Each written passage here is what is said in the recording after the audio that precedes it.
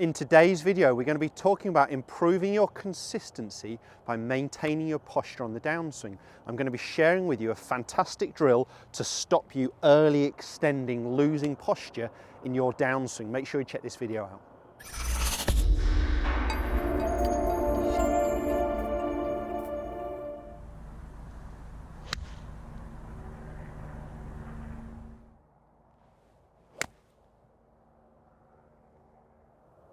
Welcome back to the TruGolf Academy. You've joined me, Jon Watts, today at Branston Golf and Country Club.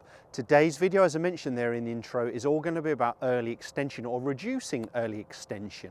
So early extension is really just a loss of posture in the downswing. So our body has to straighten, but we want it to be straightening our lead side into impact. So early extension, of course, where it's happening too early in the downswing. So we tend to see it in this transition movement as players are finishing their backswing, starting their downswing.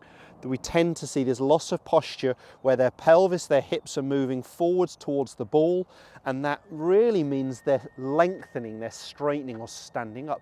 Now they could hit a lot of different shots from there. They may well be topping them and blaming looking up, but it can cause very high hands at impact, the shaft to get higher, the toe to be digging in. It can cause a lot of different faults, but really it's losing your consistency with your iron play or your wood play. So I'm going to be today's video focusing on iron play, but this would still be relevant with any golf club.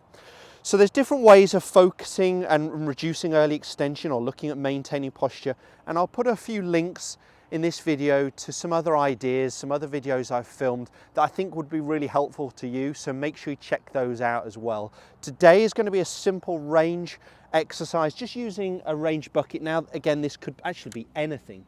It's going to be behind us and just behind our trail heel, and it's more of a feeling than actually even getting in the way. It's just something there that's a thought process. So when players early extend, losing their posture, their hips going forwards towards the ball, we'll generally see their trail heel, so their right heel, moving up in the air too quickly. Because their pelvis is moving towards the golf ball, we tend to see the trail heel moving upwards.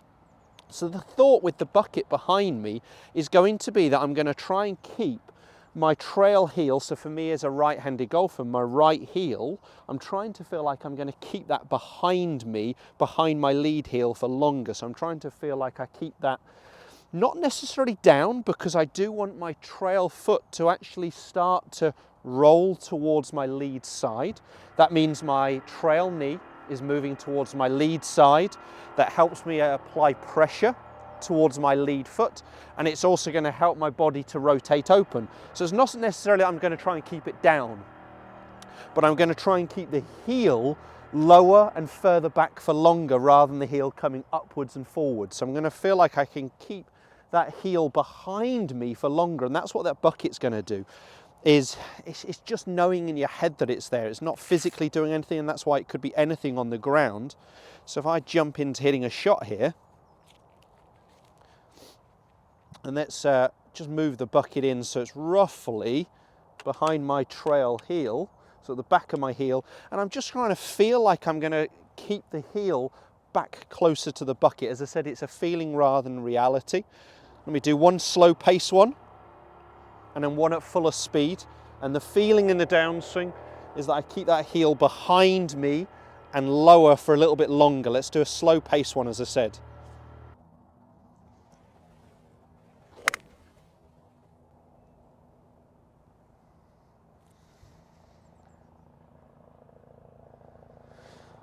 So that was a nice slow pace movement just to try and get that feeling, and I'm exaggerating that move a little bit to start with. Really felt a little bit more of a pull on the leg, but I'm trying to feel, like, as I said, that I can keep that trail heel down a little longer and definitely moving backwards or staying backwards rather than my heel going forwards as my backside moves forwards. Let's do one more just with a little bit more pace. So again, to maintain posture on the downswing, you know, players set their spine angle around a 50-degree angle here. If we can maintain that, great. We even see with a lot of elite players, they're increasing their spine angle, they're moving towards the ground. What we see with your average amateur is a loss of spine angle. They're moving forwards body straightening and ending up perhaps somewhere near 70, 75 degrees by the time they get into impact. So one more, and the feeling again is just going to be that I'm keeping my trail heel behind me a little bit longer, away from the golf ball towards the bucket that's in place there. It said it's more of a feeling than anything else. So that sensation rather than this sensation, and see if I can maintain posture a little bit better on the downswing.